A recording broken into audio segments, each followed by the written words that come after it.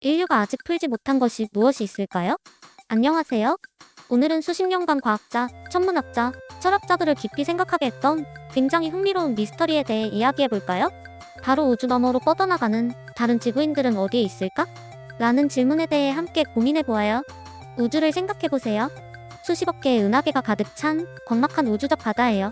하나하나의 은하계는 별들의 소용돌이이고 그 주위를 무수한 행성들이 돌고 있어요. 정말 장엄하고 하늘의 별들을 실로 누가 짠 거품 같은 아름다운 모습이죠. 그런데 이 광대한 우주에서 과학자들을 흥미롭게 하는 페르미 역설이라는 의문점이 있어요. 저명한 물리학자 엔리코 페르미의 이름을 따온 이 역설은 간단한 질문을 던져요. 만약 우주가 별들과 거주 가능한 행성들로 가득 차 있다면 혹시 그중 몇몇은 지능을 가진 생명체를 키울지도 몰라요. 그럼 다른 지구인들은 어디에 있을까요? 우주 여행을 시작하면서 이 역설에 대한 가능한 답변들과 그 의미를 함께 생각해 보아요. 함께 조용한 별들의 수수께끼를 풀고 이 광대한 별빛이 가득한 공간에서 우리 이웃들을 찾아보는 여행에 나서봐요. 1. 역설의 이해. 페르미 역설을 이해하려면 먼저 엔리코 페르미라는 사람을 알아봐야겠죠?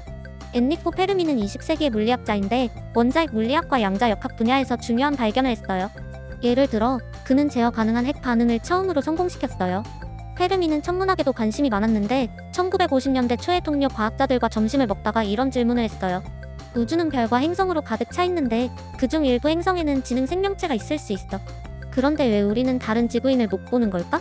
이 질문이 바로 페르미 역설의 시작이 돼요. 페르미는 우주가 너무 넓고 우주의 나이가 너무 오래되었기 때문에 지능 생명체가 존재할 가능성이 매우 높다고 생각했어요.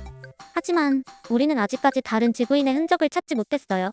페르미 역설은 기대와 현실의 차이를 보여줘요. 우주의 크기와 다양성, 우주의 나이를 고려하면 우리는 외계 생명체의 존재를 더 많이 관측해야 돼요. 하지만 현실은 그렇지 않아요. 이 역설은 우리에게 계속해서 탐사와 연구를 촉구해요. 우리는 우주에서 외계 생명체를 찾기 위한 노력을 계속하고 있어요. 이런 관점에서 페르미 역설은 우주와 지구에 대한 우리의 이해를 확장하고 미지의 지능 생명체에 대한 탐구에 도전적인 질문을 던지는 중요한 개념이에요. 2. 드레이크 방정식. 페르미 역설을 탐구하는 중요한 도구 중 하나는 드레이크 방정식이에요. 이 방정식은 은하계에서 활동 중인 지능 생명체의 수를 추정하는 데 도움이 돼요. 드레이크 방정식은 여러 구성 요소로 구성되어 있어요. 각 구성 요소는 추정치를 제공해요. 이제 한 번씩 살펴볼까요? 첫 번째 구성 요소인 N은 은하계 내에서 활동 중인 지능 생명체의 수를 나타내고 이것이 우리가 찾아야 할 지능 생명체의 총 숫자예요. 다음으로 R은 별 형성의 비율을 나타내는데 이것은 은하계 내에서 새로운 별이 얼마나 자주 생성되는지를 의미해요. FP는 행성을 가지고 있는 별의 비율을 나타내는데 이것은 별 주위의 행성이 얼마나 흔한지를 고려해요. 다음으로 N이는 각 별 주위에 살 수 있는 행성의 수를 나타내고 이것은 행성 중에서 생명체가 존재할 수 있는 환경을 갖춘 행성의 비율이에요. FL은 살 수 있는 행성 중에서 생명이 존재하는 비율을 나타내고 이것은 환경이 적합한 행성에서 생명이 얼마나 흔한지를 고려해요. 파이는 생명체 중에서 지능 생명체의 비율을 나타내고 이것은 생명체 중에서 얼마나 많은 종류가 지능적인 능력을 갖추고 있는지를 고려해요. FC는 지능 생명체 중에서 통신할 수 있는 비율을 나타내고 이것은 지능 생명체 중에서 외부와 소통하기 위한 기술을 갖추고 있는 비율이에요. 마지막으로 L은 통신 가능한 지능 생명체의 수명을 나타내고 이것은 지능 생명체가 통신을 유지할 수 있는 기간을 의미해요. 드레이크 방정식은 이러한 요소를 곱하여 은하계 내에서 활동 중인 지능 생명체의 추정수를 계산하는 데 사용돼요. 이런 구성 요소는 페르미 역설을 탐구하고 외계 생명체의 가능성을 이해하는 데 중요한 도구예요. 드레이크 방정식은 우주에서 우리와 같은 다른 생명체를 찾기 위한 시도를 지원하는 데 큰 역할을 하고 있어요. 3. 페르미의 역설에 대한 가능한 해결책. 이제는 페르미 역설에 대한 여러 가지 가능한 해결책이 어떤 것들이 있는지 살펴봐요. 먼저 생명의 발전을 가로막는 장벽 개념에 대해 알아보겠습니다. 이것은 생명체가 발전하기 어려운 또는 아예 불가능한 단계로 생각되는 단계예요. 생명체가 진화하기 어려운 시기 해결책은 생명체가 진화하기 어렵기 때문에 고도로 발전한 생명체가 드물다는 것을 설명하고 있어요. 문명이 스스로 파괴되는 시기의 해결책은 문명이 우주 탐사를 시작하기 전에 스스로 파괴될 수 있다는 가능성을 논의해요. 지구와 같은 환경을 가진 행성이 드문 경우는 지구와 같은 환경을 가진 행성이 드물기 때문에 외계 생명체가 드물다는 것을 고려해요. 외계 생명체가 우리를 관찰하고 있지만 의도적으로 연락을 피하는 경우는 외계 생명체가 우리를 관찰하고 있지만 의도적으로 우리와 연락을 피하고 있다는 가능성을 탐구해요.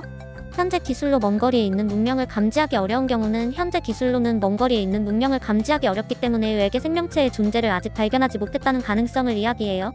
문명이 은하계의 수명에 비해 짧게 존재하는 경우는 문명이 은하계의 수명에 비해 짧게 존재하기 때문에 외계 생명체의 존재를 아직 발견하지 못했다는 가능성을 고려해요. 마지막으로 외계인들이 이미 우리를 방문하거나 관찰하고 있는 경우에서는 외계인들이 우리를 방문하거나 관찰하고 있을 수 있다는 이론을 다루고 있어요. 이러한 다양한 해결책은 페르미 역설에 대한 이해를 확장하고 외계 생명체와의 가능성을 탐구하는 데 도움을 줘요. 페르미 역설은 아직도 우주와 우리의 장소에 대한 질문을 던지며 과학의 맥락에서 인류의 위치를 깊이 고민하게 만드는 중요한 주제예요. 4. 역설의 의미. 이제까지 페르미 역설과 그 의미에 대해 알아보았어요. 오늘은 이 역설이 과학적, 철학적 맥락에서 우주와 인류에 미치는 영향에 대해 이야기해 볼게요.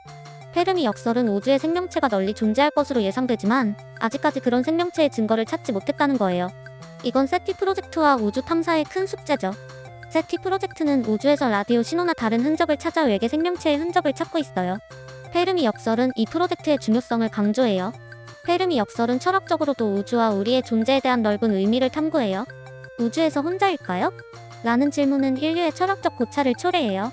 외계 생명체가 존재하지 않는다면 우리의 특별함과 외로움을 고려해봐야 해요. 우리가 외계 생명체와 연락을 맺을 수 있다면 이것은 우주적으로 중요한 순간이 될 거예요.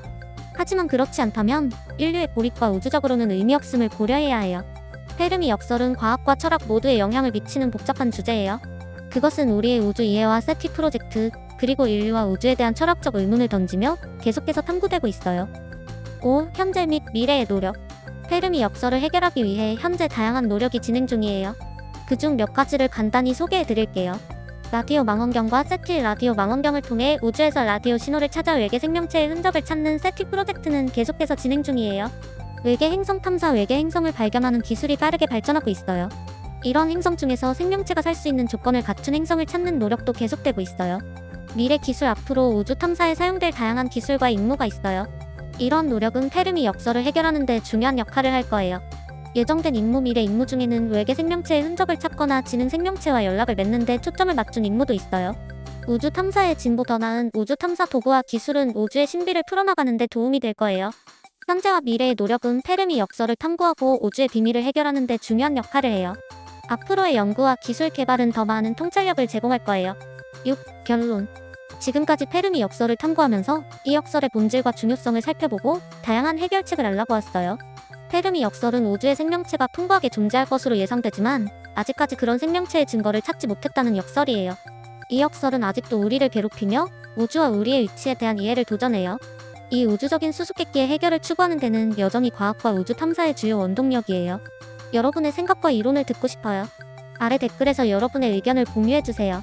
과학과 우주의 미스터리는 여러분의 호기심을 기다리고 있어요. 더 많은 이런 흥미로운 콘텐츠를 받아보려면 우리 채널을 구독해주세요.